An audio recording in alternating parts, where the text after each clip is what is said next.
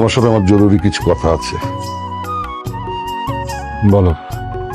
আমি জানি তুমি আমার কথার কখনো অবাধ্য হবে না, এও জানি আমার কখনো যদি দুঃসময় আসে তুই আমার পাশে থাকবি।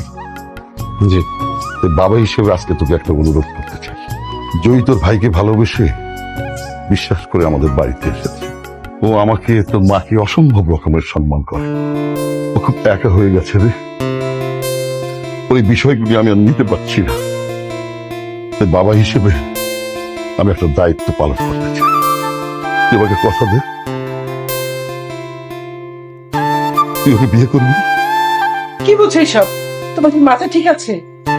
তুমি চুপ কর, আমি ওর সাথে কথা বলছি।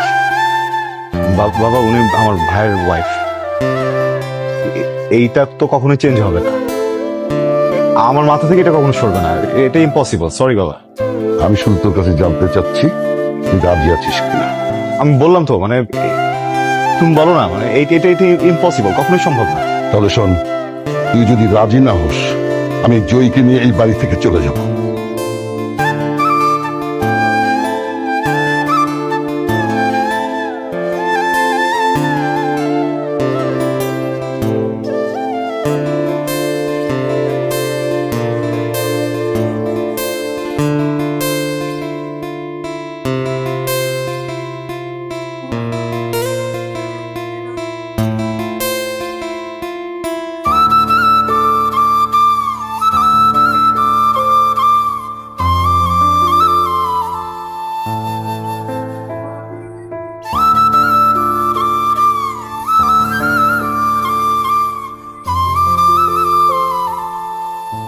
আমি জানি আপনি আমাকে কোনোদিন ক্ষমা করতে পারবেন না। আমার কারণে আপনাকে এরকম একটা সিচুয়েশন ফেস করতে হচ্ছে। আমি এটাও জানি যে আপনি কোনোদিন আমাকে ওয়াইফ হিসেবে মেনে নিতে পারবেন না। না পারাটাই তো স্বাভাবিক। আপনার জায়গায় অন্য কেউ হলেও তো একই জিনিস হতো।